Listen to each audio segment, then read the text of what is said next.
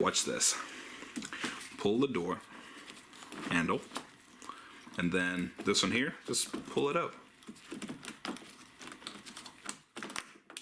and out.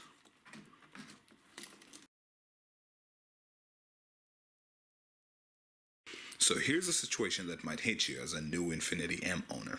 This is a 2006 through 2010 Infiniti M45, the Y50 generation.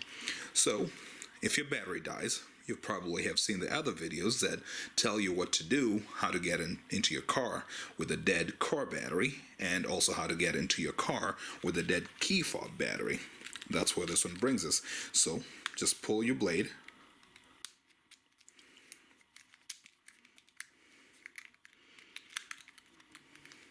So it's tricky doing this, recording and doing this. Okay, so you want to come and use your key blade to get into your car. I'm not going to do it in the trunk. It's going to work. I'm doing it here because it's not going to work. So here we go. If the window went down, and this were one of those situations where you have a dead key fob battery, and you try to turn this, and it wasn't turning, well, that's a bad situation. So this is what I'm trying to demonstrate here. For whatever reason, someone might have replaced your door. In this case, see this gash over there? The whole door was replaced. Sometimes it's a trunk. You have a rear accident, or maybe you have a rear, maybe you just want to change the color, or you want one of the spoiler. Whatever the reason, you change the body panel, but then they do not change the part that goes with the key. You don't change the lock cylinder. In this case, this is it, and the trunk also has one. So when you come into your new one, if you ever run into an emergency, it will not work for you. However, the one that hopefully you haven't scrapped yet, thrown to the junkyard yet, still works, right? But what good is that? It's not on the car. Obviously, you can get all around that door. So this is what we're trying to address. So in today's video, I'll be showing you how to change your lock cylinder. It's pretty easy, actually. And again, here's that working with one hand thing coming at me again. Hey, you managed to get it. There you go. Perfect. This is it.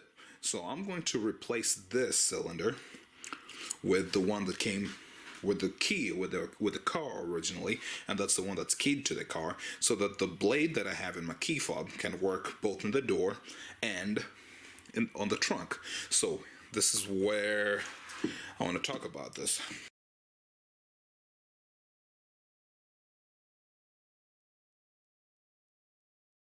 Please pardon the mess. I have an engine replacement project going on, so it's a little messier than I usually keep it.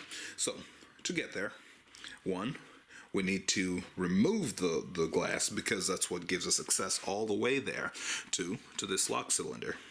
You'll see it once I start recording the video.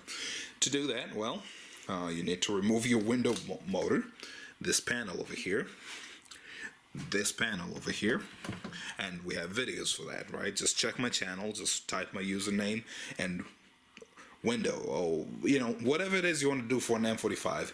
I'm not trying to brag, but first thing you should do is just type my name and control arm, suspension, whatever it is. Maybe I have a video out there. So and obviously, to remove the window motor, one of the first things you need to do is remove the door panel, which is called the door card. This one right here. We are not going to cover this in today's video. We have already graduated from that. Okay, so I'll just set that down. And this is the one that's going to go onto, so, whoa, better not damage it.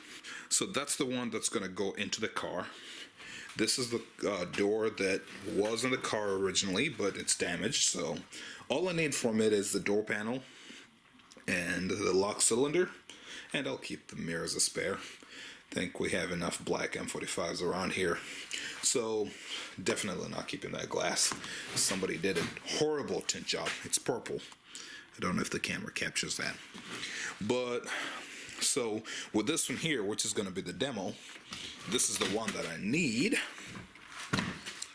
I am going to, I don't want to make it a video about window motor removal, but I'll touch on one or two things, ideally, you should have done this before, done the switcheroo before removing the door, because everything would be connected and you'd have power. But I was on a time crunch. I wanted to get this thing driving, and I was more fixated on getting the door aligned along with the fender. Yeah, the fender was replaced too. So a lot of cleaning needs to be done to this car before I sell it. So I'm gonna set this camera on a tripod, and what I'll be showing is one, not a trick per se, but something to help you with lowering the window. All I'm gonna do is, see these wires over here? Oh, let's open the door. See these wires over here? They're already connected to the car, right? And right now I disconnected the battery because the door was going to be open for such a long time. I didn't want the battery dying on me. But what I'm going to do is come here, hook this up to the window motor, that one right there. And then typically all you need is your window switch to be powered. So both harnesses, or rather both plugs from that connect to your master window switch to be connected. This one here is for the windows. This one here is for door lock, and window lock, I think. The front one. So you have two of these, and that's all you need to do. Just connect these. And what I did is, the panel that's not going to go into the car, my extra panel, so to say, I just decided to remove this. It's easier to haul around a switch than a whole door panel. Okay, so let's hope that works, because the first part of it is going to be removing the window panel. It's going to be removing the window pane, the glass, so that I can get it out of the way. And then, but as I said, I'm not going to make this a video about glass removal. We already have enough videos for those. All right, so the camera unfortunately has to go down for this part, because I'll be carrying this around and it's rather heavy. So I'll do us all a solid, get my tripod. Hopefully it catches something.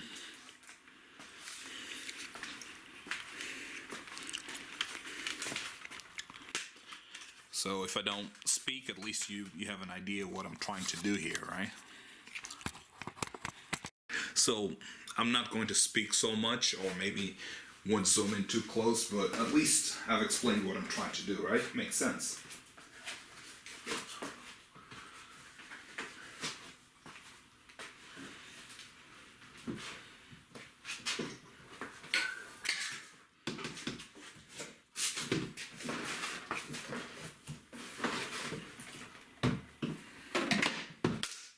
I'm not too worried about preserving this one because it's the donor one. Oh, great. So the idea sounded cool, but now I need to find a way to get it all the way there. Well, that's not going to work out.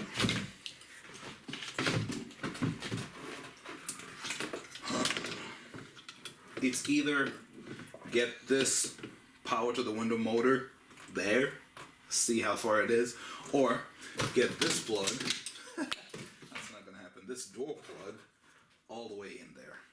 I am definitely not removing the door, and this is why I said it would be better to do this process before you remove the bad door, whichever one you need to remove.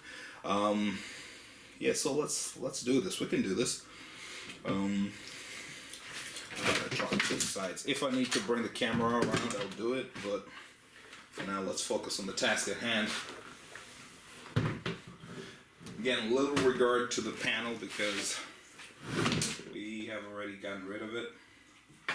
Okay, that's not going to work either. Well, it's a little closer now. It's getting warmer, you know. Let's not think only one-dimensionally.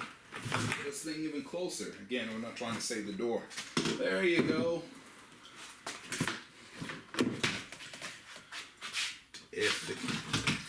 Yes, I can get it there. Well, I'll sacrifice my seat.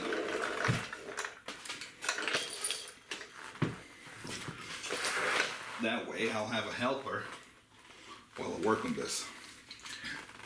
I think this is pretty cool. I can actually get the camera over here. Here it is. Hoping that this plan works. Go to the bottom. Can you see that? Yeah. I'm removing this motor, the connection to the window motor here.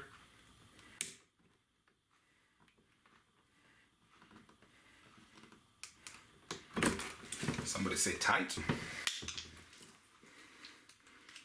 I also need to put that in my pocket.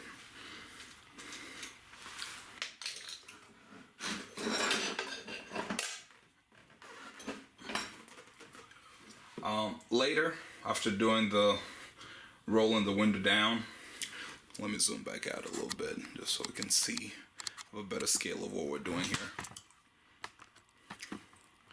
Okay, so later, after doing all this, I need to remove this harness so I can pull the motor out. Again, the plate that holds the window motor and the regulator out. That's in a separate video. I'm not gonna really get into too much detail with that. All I need is, yeah, let's hook this up. I guess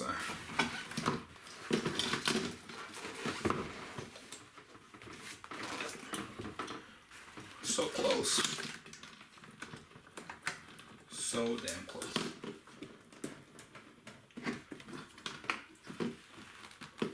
I'll shut this door just a little bit.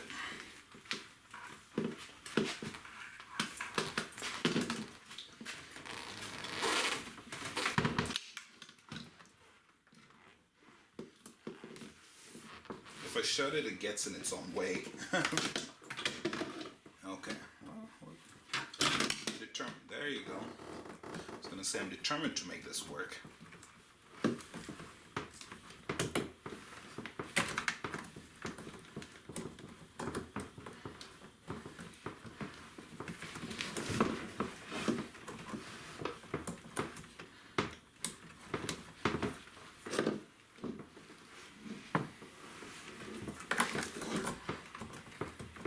What's wrong? It was so close.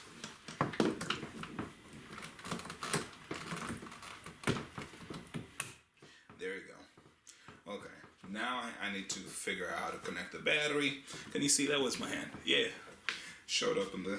That's the beauty of a camcorder. You can see all that. I don't need to guess that not too much guesswork involved, basically.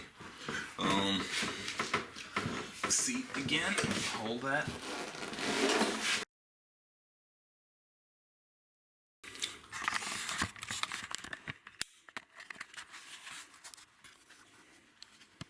Okay, and I'll give you a glimpse of what I'm doing. Again, you don't have to do all this mess. Just do it before removing the door. But we're friends, so we're sharing in this together.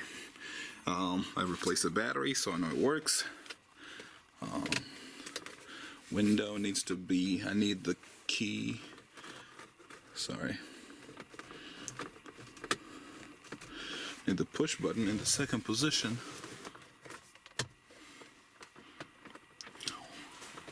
One, two.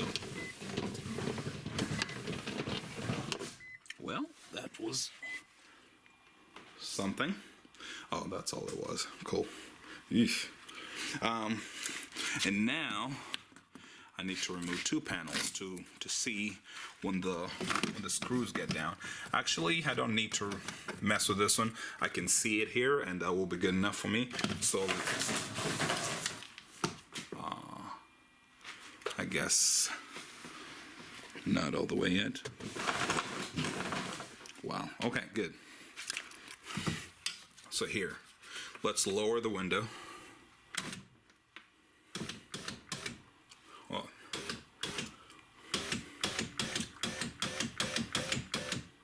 There you go. See that screw? Now that I can see it, I know that the other one on the other end is going to be visible. So at this point, I'll just turn everything off and disconnect the battery again.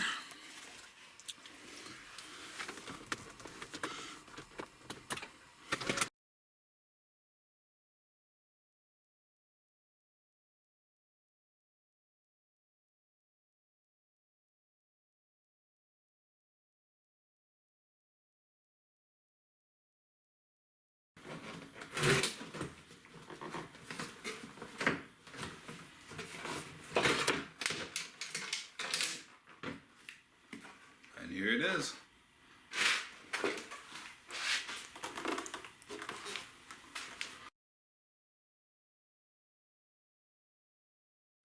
Alright, now you'll notice that my door is suspended from my engine hoist. Well, for one, I suppose I don't really care for the door that much, but most importantly, and remember this, it's because I care for you guys and I'm more concerned about you guys getting a pleasant viewership experience. That's why we've got a lot of lights going on here. Anyway, so this is it. You pretty much need one tool, or two tools, depends on how you want to look at it.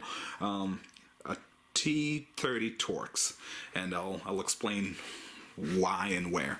So this is my T30 Torx right here, and I should be going into this access panel in the back right here. I know I've done it just by using a nail before. Hey, there you go. Out it goes. So now let's try to look inside. So this is the part that sucks about not having my camera for some of these things. Take my word for it that there is a Torx in there. How do I even show that? I can barely see it myself. I'm very determined to show you that, and to show you the complicated configuration that exists. You know what? Oh, there you go. There you go. Man, light is an amazing thing. When I have it straight on, it doesn't show. When it accidentally went down, now you see it. So there's a T30, and unfortunately, once I unscrew it, it's not going to fall out. It's not going to immediately jump out because it's being held, being protected over there by some, I guess, some type of cusps or something. Oh, there you go. This works. Just point it away, I guess. Point it down. I'm sorry, I'm still dancing with the lights, trying to get something functional. And then remember, we'll be coming to the other side to pull this part of the door handle, right? And I'll also show you how to pull the door handle. So I guess this is a pretty cool video. Ends up touching on a lot of things. All right, so let's put it on a tripod again. I understand that the camera won't be able to see much, but T30 is what I said we needed.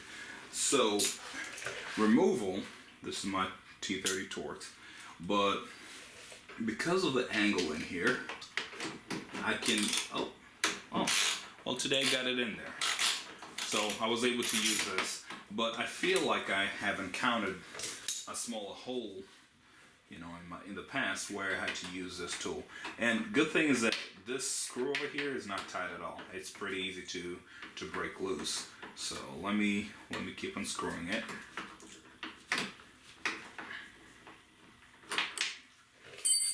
Well, since this one can work, let me use it. Just, as I said, my luck has been all game of chance here.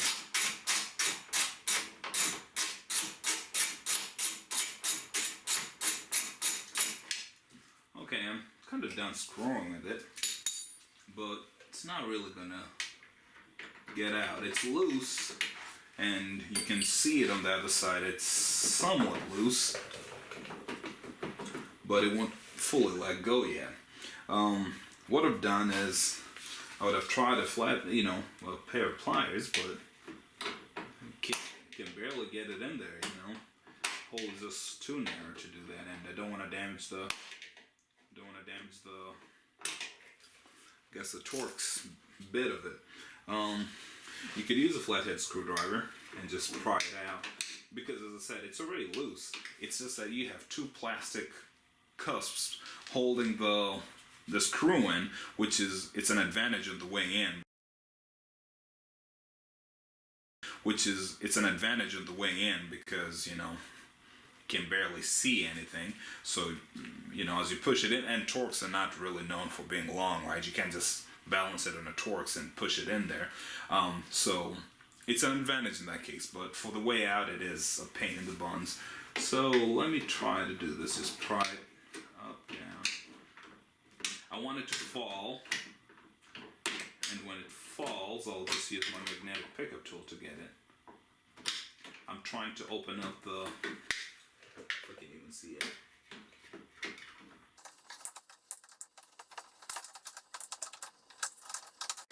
And I can't really get at it from the other side either. It's barely. Can you see my finger? Nope. Barely any space. Yeah.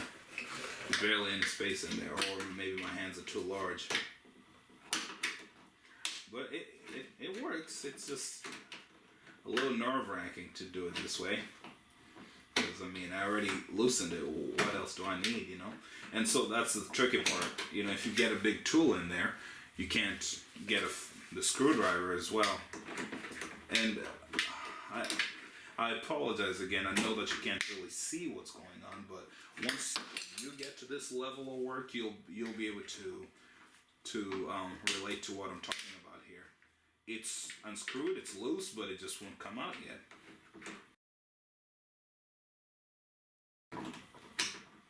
I tell you what, it's getting to a point. It's getting a little frustrating. So I'll let it be for a while.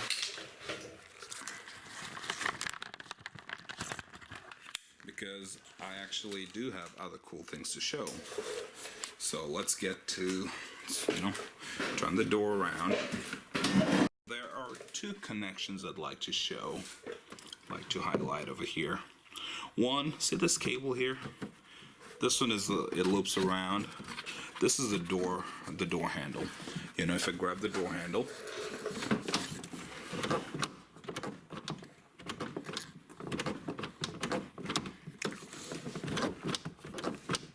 see in there? Yeah, that's a cable right there. So you cannot really see it, but it's actuating unless it's locked. Anyway, so that's the door handle. Then we also have the lock cylinder, and the door shifted on me. Here, I went to get the blade, insert that into the keyhole, and it'll be a pretty good demo. Okay, so just see what turns when I turn the key. That's right there. Okay, so that's your door, your lock cylinder. So I think the official instructions want you to go up there and disconnect something. Thing is, I can barely see up there. I mean, I can barely see it, let alone touch it. So what I usually choose to do is come here. See this? Pull this blue part towards us.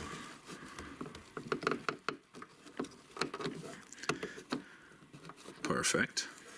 And then I can push the rod out. And yeah, it's been disconnected.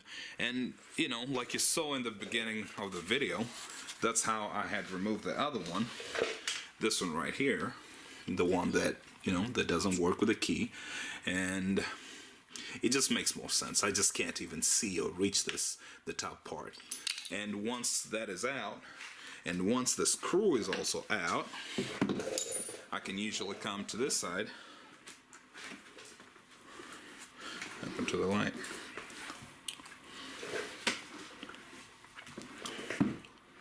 I can come to this side and pull the door, the lock cylinder. So, again, to just save you guys the time, I'm gonna set the camera down and just stop recording for a little while I do the hard work of removing a loose screw. Isn't that funky?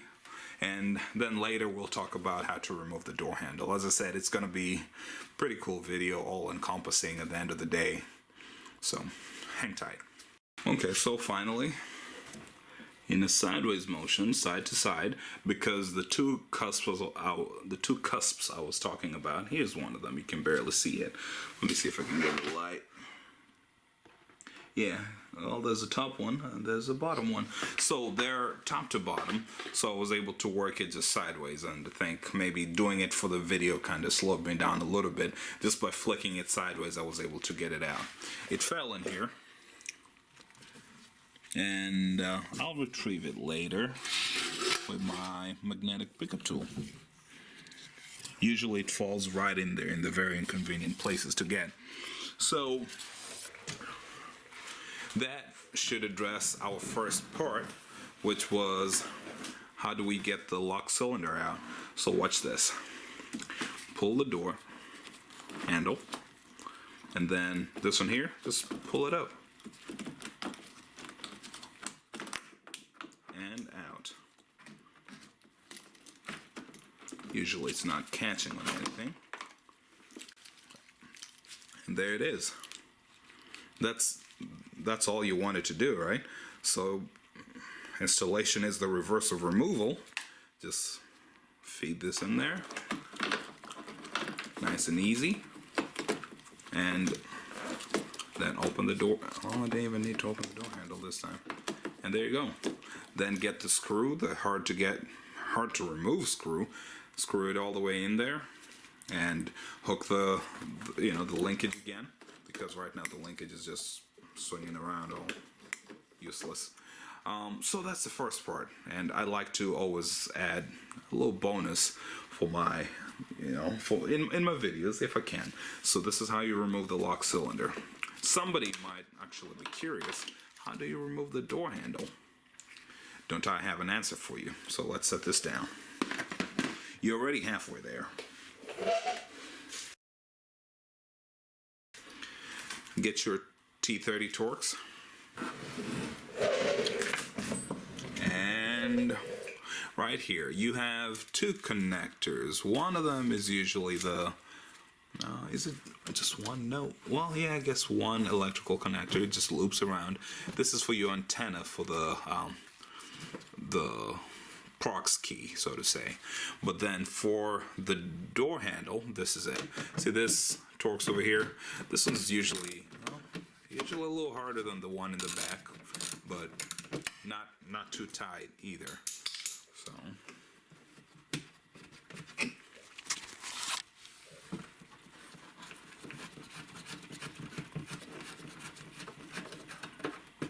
okay, I removed that. I'll set that here just for the time being.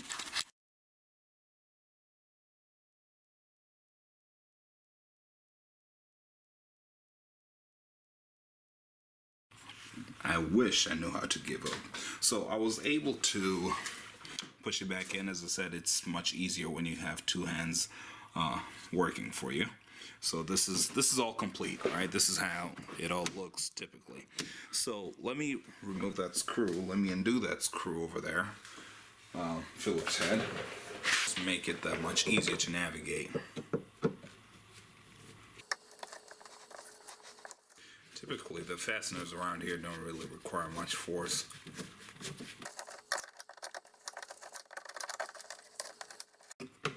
Okay, so let's have that here for now. Okay, so on the back side, just pull this backwards.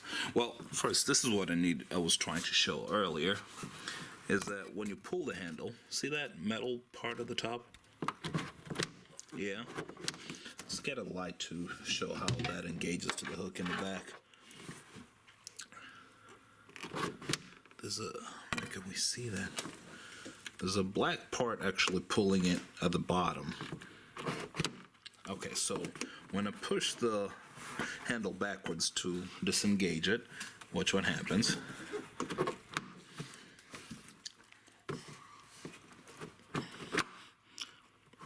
Okay, then just slide it out. Of course, undo your connections, this and that, and save for this one connection, your handle is pretty much out. And this hook right here, that's the point I was trying to capture earlier. I'm not going to go through the whole procedure right now, but so on the way in, push this, make sure the inner cage is engaged first off, and close to the body, as close to the body as possible. It's just more of a slide thing, really. And then, oh, see the horn, there you go. I think this is it, guys. Yeah, I want this thing to be right against the...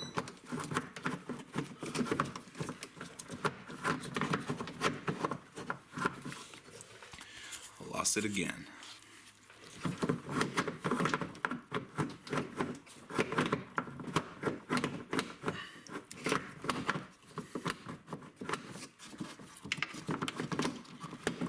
Oh man.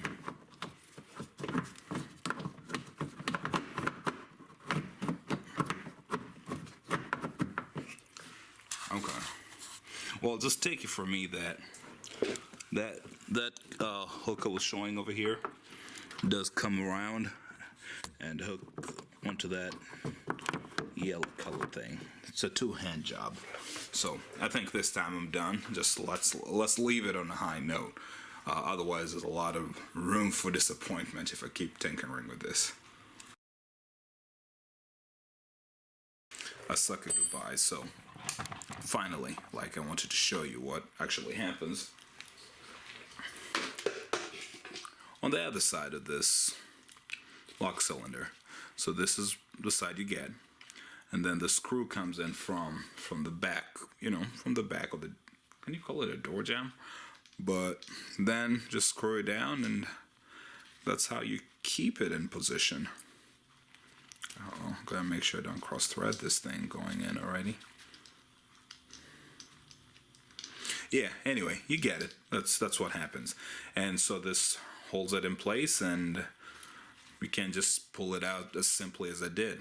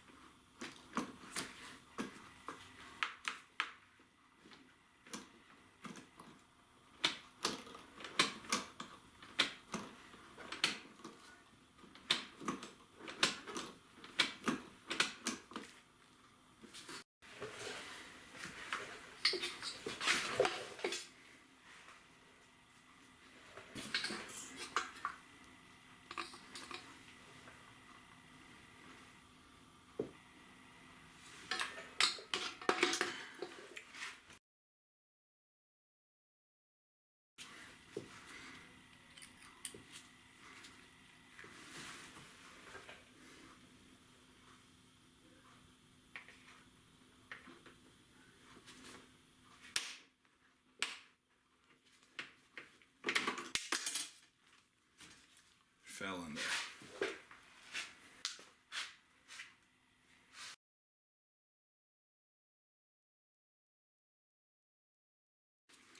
I dropped it again. This is gonna show so much embarrassment. Off it goes.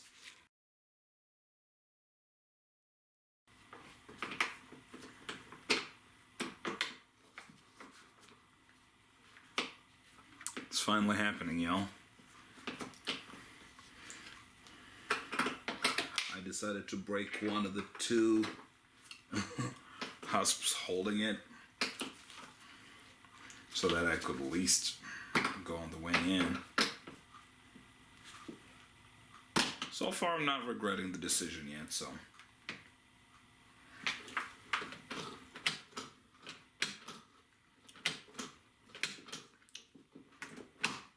Okay, so let's try it on the car.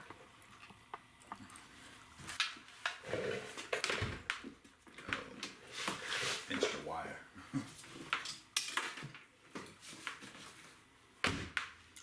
Okay.